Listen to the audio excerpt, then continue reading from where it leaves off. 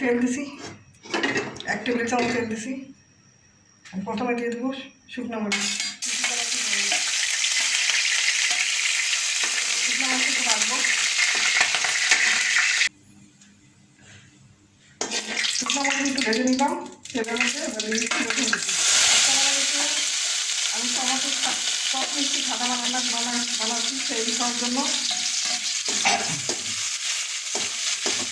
ঝাল, শুকনো মরিচের ঝাল। শুকনো মরিচ আর রসুনটা একটু ভেজে নেব। শুকনো মরিচ রসুন কুচি ভাজা হয়ে গেলো। টমেটোগুলো ছেড়ে দেবো।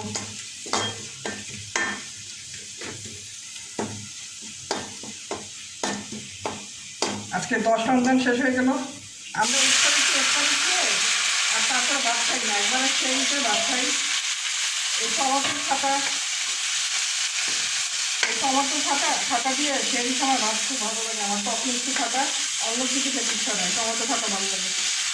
আপনি সেই জন্য টমেটো খাটা বানাচ্ছি। খুব অল্প উপকরণে শুকনো মরিচ, রসুন, তেল, চিনি, লবণ, 5টা বলুন। আমি দিয়েছি লবণ। পানি দেবো না, এই টমেটো থেকেই পানি বেরোই। টমেটো খাটা দেবো চিনি যা যা স্বাদ মতো দেবেন। টক মিষ্টি, এটা একটু টক মিষ্টি হবে। আমার চিনিটা আমি আসছি বাজার থেকে, এটা ঢালা হয়নি, ঢালতে হবে। এখন এটা টমেটোটা সিদ্ধ একদম থকথকা হয়ে যাবে, তখন আমার টমেটো খাটা রেডি হয়ে যাবে। টমেটোতে আমি কোনো পানি দিইনি। টমেটোর এই যে রস, টমেটোর থেকে পানি বের হয়ে যায় রস।